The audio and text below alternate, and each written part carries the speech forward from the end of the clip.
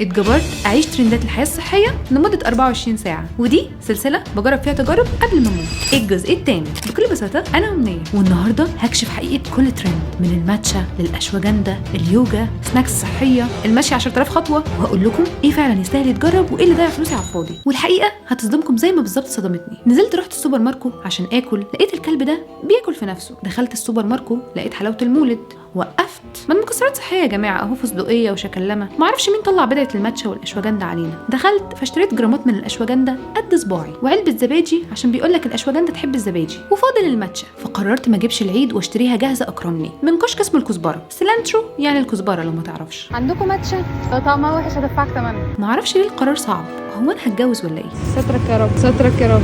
ولما دقتها فوبيا.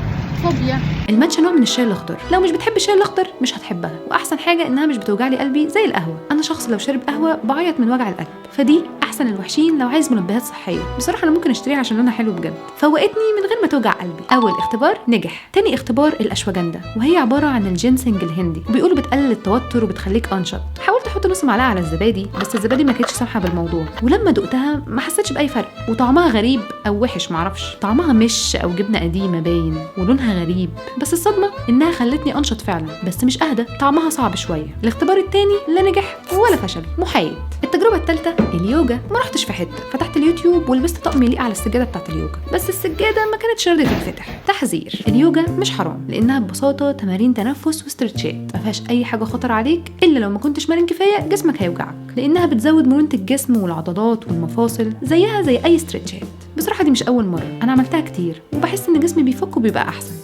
اليوجا حاجه مجانيه ممكن تخليك احسن وتظبط ضغط الدم والتنفس. اختبار ناجح. راحت الحماسه واخداني واتمشيت 10,000 خطوه بمعدل 7 كيلو ونص، والساعه تثبت كل حاجه. وانا في الطريق اتصاحبت على قط مزه قوي. ونصيحه: اوعوا تمشوا الصبح عشان الشمس ما تضربكوش قلمان على وشكم. اتمشوا بالليل، تتخطفوا احسن ما تاخدوا ضربه شمس. خلصت المشي في ساعتين، وبصراحه دي احسن تجربه، مليون من 10. التجربه الخامسه بقى، جبت كعك القرص. بيقول لك لا مؤاخذه الرايس كيك صحيه وسعراتها قليله، ولما جربتها ندمت على كل جنيه دفعته. بتجوعكوا اكتر اقسم بالله، تفتح نفسكم للاكل الغير صحي. طعمها طعم اطباق الفل البلاستيك. روحوا كلوا اطباق فل اكرم لكم. تجربه فاشله. التجربه السادسه تمارين التنفس. رحت قعدت تحت شجره لان انا مش عايزه اتنفس عوادم سيارات. وفي كذا نوع تنفس، في نفس يخليك تفوق كانك ضربت قهوه، ونفس يخليك تنام. بصراحه ده اصعب تمرين، اسمه 4-7-8. انا اتنفست شهيق 4 ثواني، وبنحبس 7 ثواني، وبنطلع النفس في 8 ثواني. ودايما بحس بعده كاني بطلع في الروح، بحس بحزن وبدوخه. تجربه ناجحه بشرط الاستمراريه. في النهايه مش كل الترندات لينا، اختار اللي يناسبك وخلاص، لان الصحي ليك مش شرط يكون صحي ليا.